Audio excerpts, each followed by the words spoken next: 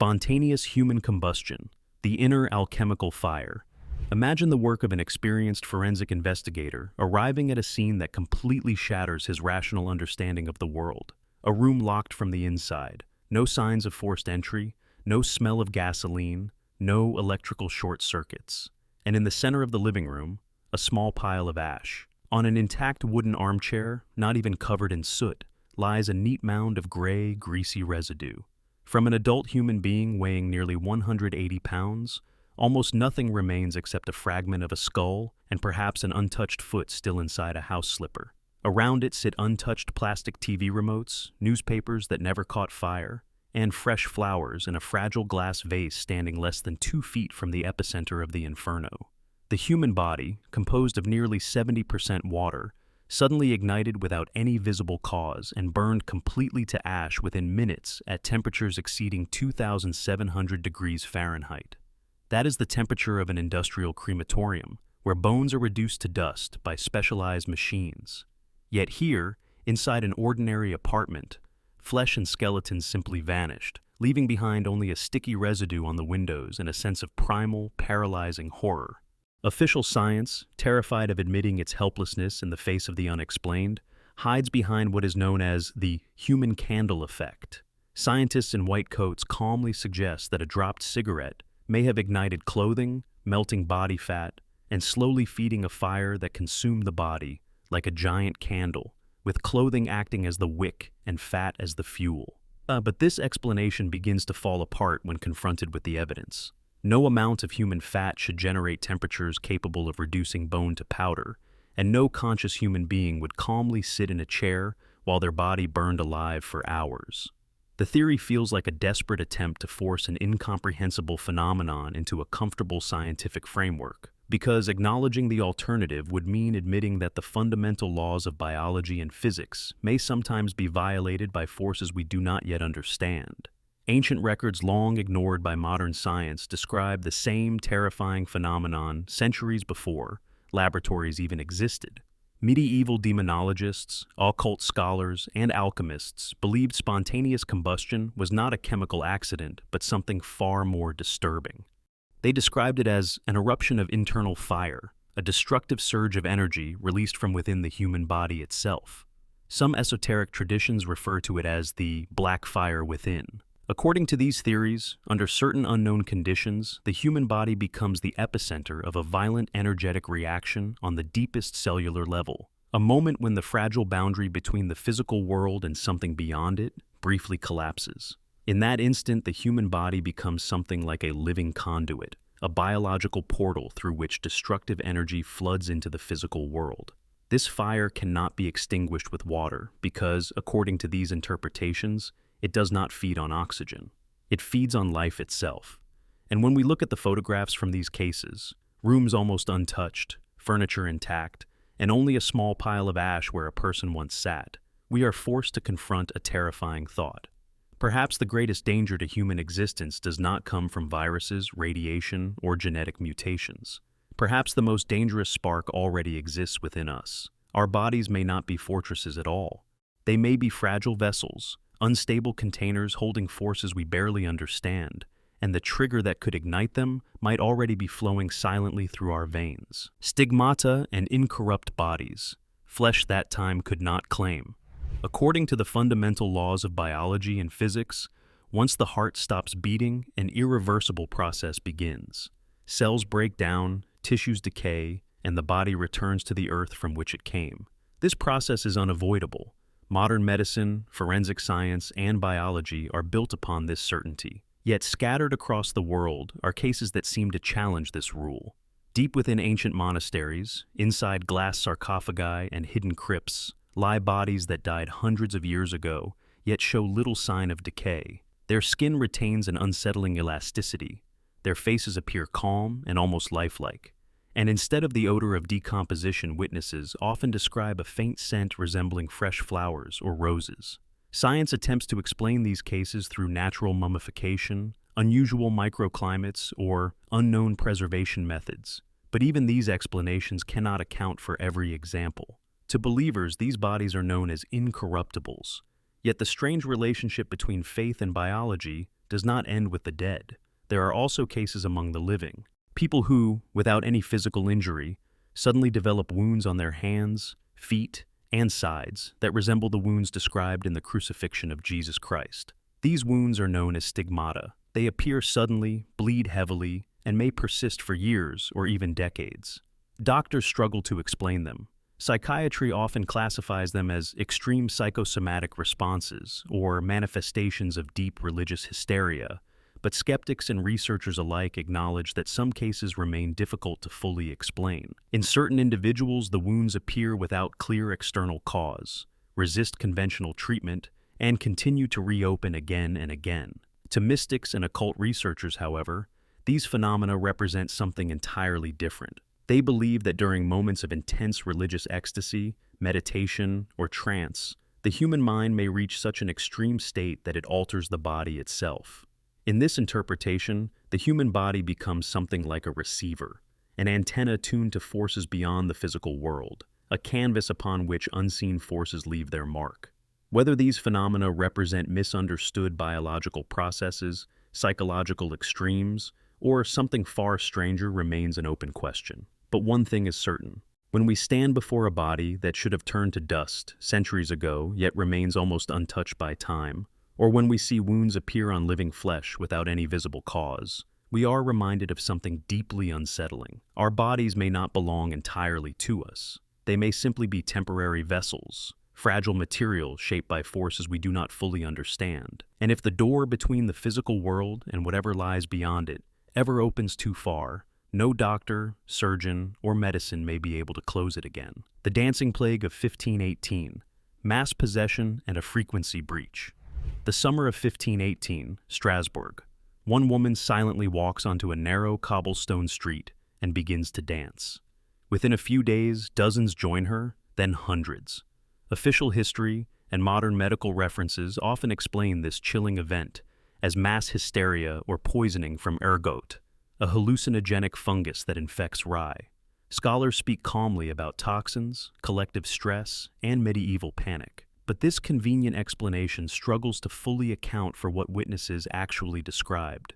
Medicine knows that ergot poisoning causes gangrene, suffocation, severe pain, and violent convulsions. Yet, it is difficult to explain how nearly 400 people could keep moving for days without rest or food, trapped in a relentless rhythm. Historical records describe people dancing until their feet bled, until ligaments tore, and until sheer exhaustion forced their bodies to collapse. Some reportedly died from heart attacks, strokes, or total physical collapse brought on by extreme exertion. For those who watched the events unfold 500 years ago, it did not look like celebration. Chroniclers described faces twisted with pain, bodies drenched in sweat, and desperate pleas for help. Many of the dancers reportedly begged others to restrain them, saying they could not stop. Their bodies seemed to move against their own will, as if the rhythm itself had taken control. Historians, neurologists, and psychologists have proposed several explanations.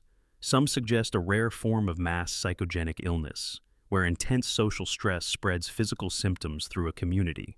Others believe famine, fear, and religious anxiety created conditions where collective behavior spiraled out of control. Still others speculate that music, ritual, and cultural beliefs may have reinforced the cycle once it began. But even today, the Dancing Plague of 1518 remains one of the most disturbing mass events recorded in European history, because when we read the surviving chronicles of those dark days, we are forced to confront an unsettling possibility. The human mind, and the nervous system that governs it, is far more fragile than we like to believe. Under certain conditions, entire groups of people can lose control of their own bodies. And if something as powerful as collective belief, fear, or psychological contagion could push human behavior to that extreme once, the real question becomes whether it could ever happen again. The sleeping sickness of Kalachi, the village where energy vanished. In 2013, a small village in Kazakhstan called Kalachi suddenly turned into the setting of one of the strangest real-life mysteries of the modern era. People began falling asleep without warning. Men collapsed while riding motorcycles. Children suddenly lost consciousness at their school desks, and women drifted into deep, unnatural sleep in the middle of ordinary conversations. This strange condition did not last minutes or hours, Many victims slept for an entire day, sometimes several days, and in extreme cases nearly a full week. Government commissions quickly arrived in the village along with toxicologists, medical teams, and researchers carrying gas analyzers and radiation detectors. Scientists searched for environmental causes and eventually proposed a possible explanation. Gases leaking from nearby abandoned uranium mines may have been responsible. According to this theory, low concentrations of carbon monoxide and other gases could have triggered unusual neurological reactions that caused sudden sleep episodes and confusion. Yet the mystery of Kalachi has never been completely settled. Many residents reported extremely vivid dreams and hallucinations during the episodes. Some described strange creatures or distorted figures appearing in their sleep, while others said they felt as if they were trapped in a heavy dreamlike state they could not escape. When they finally woke up, many experienced memory loss, weakness, and severe disorientation. Researchers later referred to the phenomenon as Kalachi sleeping syndrome. Over time, hundreds of cases were reported in the village and surrounding areas. Eventually, many residents left their homes entirely, abandoning the settlement as authorities tried to relocate the population to safer regions. Even today, the Kalachi incident remains one of the most puzzling environmental and neurological events recorded in recent history. Because despite scientific investigations and official explanations, no single theory has managed to fully explain why entire groups of people suddenly fell into prolonged sleep at the time.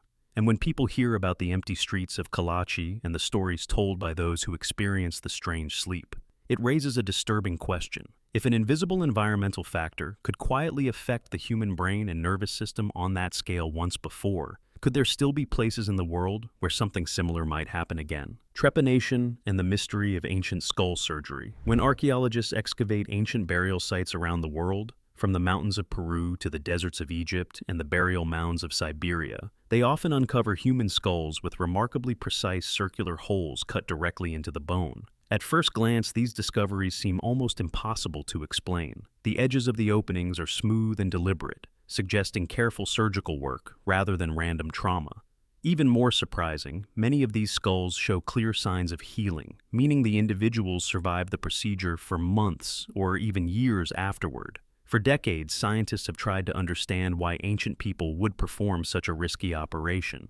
The practice is known as trepanation, one of the oldest surgical procedures in human history. Researchers believe it may have been used to treat severe head injuries, relieve pressure inside the skull after trauma, or address neurological symptoms, such as seizures or chronic pain. Some anthropologists also suggest the procedure may have been connected to spiritual or cultural beliefs where illness was thought to be caused by spirits that needed to be released from the body. What makes trepanation so fascinating is how widespread it was. Evidence of the practice has been discovered on multiple continents and across many different ancient cultures, often separated by thousands of miles and hundreds of years.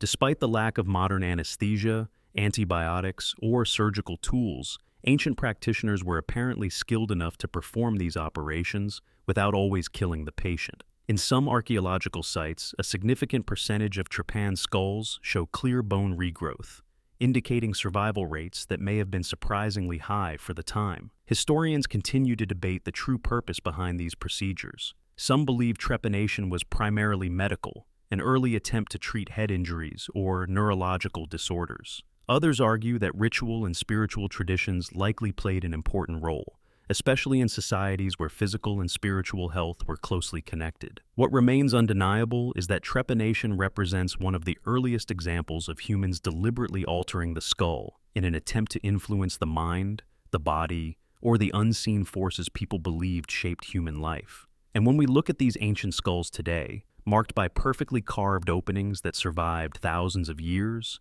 they remind us of something remarkable about our ancestors. Even in the earliest chapters of human history, people were already searching for ways to understand the mysteries of consciousness, illness, and the invisible forces they believed existed beyond the physical world. Cotard's syndrome. When the mind believes the body is dead. Imagine a patient sitting across from a licensed psychiatrist in a brightly lit office.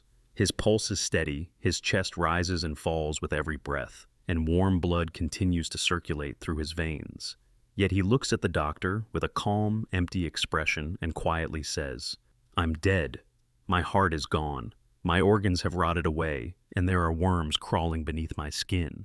To anyone hearing this for the first time, the statement sounds impossible. But for some patients, this terrifying conviction feels completely real. In psychiatry, this rare condition is known as Cotard's syndrome, sometimes described as a walking corpse delusion. People affected by it may believe they no longer exist, that their organs have disappeared, or that their body is already decaying even though they are physically alive. Doctors classify the condition as a severe psychiatric disorder, often associated with extreme depression, neurological damage, or disturbances in the brain networks responsible for self-perception. Researchers believe the syndrome may occur when parts of the brain that recognize the body become disconnected from emotional processing centers, creating a disturbing mismatch between perception and feeling. As a result, the patient may intellectually understand that they are alive, yet emotionally experience their own existence as something unreal or already ended. Some individuals with Cotard's syndrome stop eating or caring for themselves because they believe their body no longer needs food. Others report strange sensations, such as feeling hollow or detached from their own physical form. Treatments usually involve a combination of psychiatric medication, therapy, and in some cases electroconvulsive therapy, which has shown promising results in restoring normal perception in severe cases. Although extremely rare, Cotard's syndrome continues to fascinate neurologists and psychologists because it reveals just how fragile the brain's sense of self can be. The feeling that we are alive, that our body belongs to us, and that our mind is connected to our physical form is something most people take for granted every moment of their lives. Yet this condition shows that under certain neurological circumstances, that sense of connection can fracture in profound and disturbing ways. And when patients sincerely believe that they are already dead while their body continues to function normally, it raises one of the most unsettling questions in neuroscience. How much of our experience of being alive is created by the brain itself? And how easily could that perception be altered if the delicate systems that hold our sense of self together were disrupted? Voodoo, zombification, tetrodotoxin, and the theft of will. On the Caribbean island of Haiti, where African spiritual traditions blended with centuries of local belief and colonial history, stories of zombification have circulated for generations. In some accounts, individuals were declared dead by witnesses and later reported to have been seen alive again years afterward, wandering far from home with blank expressions and unusual behavior. These stories became deeply embedded in Haitian folklore and eventually attracted the attention of anthropologists, doctors, and ethnobotanists trying to understand whether there could be a real explanation behind them. Some researchers have suggested that certain cases might be connected to powerful toxins used in traditional practices. One substance often discussed is tetrodotoxin, a neurotoxin found in pufferfish. In extremely small doses, tetrodotoxin can slow the nervous system dramatically, causing paralysis and making breathing and heartbeat extremely difficult to detect. In theory, such symptoms could resemble death to an untrained observer. Anthropologist Wade Davis famously proposed that powders used in certain Haitian rituals might contain tetrodotoxin along with other plant-based compounds capable of causing disorientation, confusion, and memory impairment. According to this hypothesis, a victim could be poisoned, appear dead, be buried, and later revived after severe oxygen deprivation and drug-induced neurological damage, which might explain the passive behavior sometimes described in so-called zombie cases. However, this explanation remains controversial. Many scientists argue that the available evidence is inconsistent and that the exact composition of these alleged powders has never been conclusively demonstrated to cause the effects described in folklore. Others point out that many zombie stories may be rooted in social, cultural, or psychological factors rather than pharmacology alone. In Haitian Voodoo belief, the concept of zombification is often interpreted spiritually rather than biologically. Some traditions describe the capture of a person's spiritual essence, or bon ange, the part of the soul believed to contain individual will and personality. In these interpretations, zombification represents the loss of autonomy and identity rather than a literal resurrection of the dead. Whether the phenomenon has roots in toxicology, cultural belief systems, or a combination of both, the idea of zombification continues to fascinate researchers because it touches on a deeper human fear, the possibility of losing control over one's own mind and body. When stories describe individuals working endlessly on remote plantations with emotionless faces and mechanical movements, they echo a powerful symbolic theme that appears in many cultures: the nightmare of a human being stripped of identity and reduced to a body that moves without the freedom of its own will. And that is perhaps why the legend of the zombie has endured for centuries, long before it became a figure in modern horror films. Because beneath the folklore lies a question that still unsettles both science and culture today: how much of what we consider our identity, our memories, and our sense of self truly belongs to us? And how fragile could that sense of control be under the influence of powerful biological or psychological forces? Fatal familial insomnia, the disease that destroys sleep. When modern medicine encounters patients suffering from fatal familial insomnia, doctors often describe the condition using highly technical genetic language. Specialists explain that the disease is caused by prions, abnormal, misfolded proteins that slowly damage the brain. Over time, these proteins attack the thalamus, the region responsible for regulating sleep cycles. As the damage progresses, the brain gradually loses the ability to enter normal sleep. Physicians classify the illness as an extremely rare inherited neurodegenerative disorder. It is passed through specific genetic mutations that can remain hidden in families for generations before appearing. Once symptoms begin, however, the progression is relentless. Patients first experience persistent insomnia and anxiety. Soon, this evolves into severe sleep deprivation, panic attacks, hallucinations, rapid weight loss, and profound cognitive decline. Even powerful sedatives often fail to restore normal sleep. In some cases, doctors attempt to induce medically controlled coma-like states. Yet brain activity monitoring frequently shows that the natural sleep mechanisms remain severely disrupted. As weeks and months pass without restorative sleep, the body and mind begin to deteriorate. The immune system weakens, motor control deteriorates, and mental stability collapses. Eventually, the nervous system becomes so damaged that the patient can no longer regulate essential biological functions. Fatal familial insomnia is exceptionally rare, with only a small number of documented families worldwide known to carry the genetic mutation. Because of its unusual symptoms and tragic progression, the disease has become one of the most haunting conditions studied in neurology. Researchers continue to investigate possible treatments, including experimental therapies targeting prion activity in the brain, but so far, there is no known cure. What makes the disorder particularly unsettling is how directly it attacks one of the most fundamental biological processes of human life: sleep itself. Sleep is not simply rest. It is essential for memory consolidation, cellular repair, metabolic balance, and neurological stability. Without it, the human body cannot maintain its most basic functions. Fatal familial insomnia therefore reveals something profound about the delicate systems that keep the brain alive and stable. It shows that even a small disruption in the mechanisms that regulate sleep can lead to a cascade of effects that the body cannot overcome. And when patients remain trapped in a state of continuous wakefulness for months at a time, it reminds researchers of a troubling reality. Sleep is not merely a habit of the mind, but a biological necessity, so deeply embedded in human life that without it, the brain itself begins to fail. Wendigo Psychosis, the legend of the hunger spirit. In the remote forests of northern North America, explorers and rescue teams have occasionally encountered survivors who had endured months of extreme isolation, starvation, and brutal winter conditions.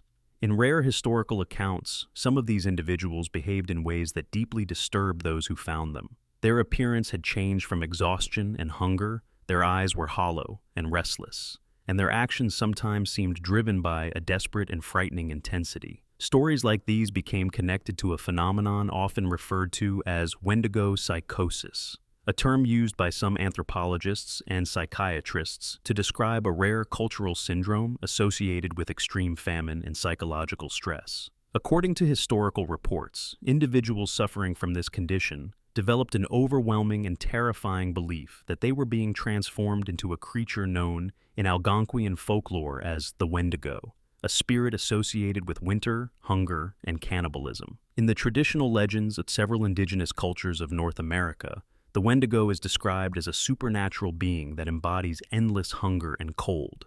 It is said to grow stronger the more it consumes, yet its hunger can never be satisfied. The creature became a powerful symbol in oral traditions, warning against greed, selfishness, and the ultimate taboo of cannibalism. Some researchers believe that the concept of Wendigo psychosis may have developed in extreme survival situations where starvation and psychological stress caused profound disturbances in human behavior. In such conditions, the brain is pushed far beyond normal limits. Severe malnutrition, isolation, fear, and environmental stress can lead to hallucinations, paranoia, and the breakdown of normal social instincts. Anthropologists studying the phenomenon argue that cultural beliefs surrounding the Wendigo may have shaped how these symptoms were interpreted within certain communities. In other words, the fear of becoming a Wendigo may have provided a symbolic framework through which extreme psychological distress expressed itself. Yet, even with these explanations, the stories surrounding Wendigo psychosis remain deeply unsettling. The combination of starvation, isolation, and the collapse of social order can push human behavior into places that seem almost impossible to imagine. And that may be why the legend of the Wendigo has endured for centuries, long before it appeared in modern horror stories. Because beneath the mythology lies a powerful warning about the fragile boundary between civilization and the instincts that surface when survival itself is at stake. The legend reminds us that under the most extreme conditions, the human mind can be pushed to its limits, and that the greatest monsters described in ancient folklore may sometimes reflect fears about what humans themselves could become when faced with the darkest edges of desperation. Porphyria, the disease behind the vampire legend. When patients with severe forms of porphyria are admitted to hospitals, doctors often have to take extraordinary precautions to protect them from even small amounts of light. In some forms of the disease, exposure to sunlight can trigger intense reactions in the skin. Blisters form rapidly, tissue becomes fragile, and repeated damage can leave permanent scarring. Over time, cartilage in areas such as the nose and ears may deteriorate, fingers can become deformed, and the gums may recede, making the teeth appear more prominent. These symptoms, although caused by a genetic metabolic disorder, have historically contributed to frightening misconceptions about the condition. Porphyria refers to a group of rare inherited diseases involving problems in the body's ability to produce heme, a critical component of hemoglobin that allows red blood cells to carry oxygen. When this biochemical process is disrupted, certain compounds known as porphyrins accumulate in the body. In some types of porphyria, these compounds react strongly to light, leading to extreme photosensitivity and severe skin damage after exposure to sunlight. Before modern medicine understood the biochemical basis of the disease, individuals suffering from porphyria often displayed symptoms that seem mysterious or even supernatural.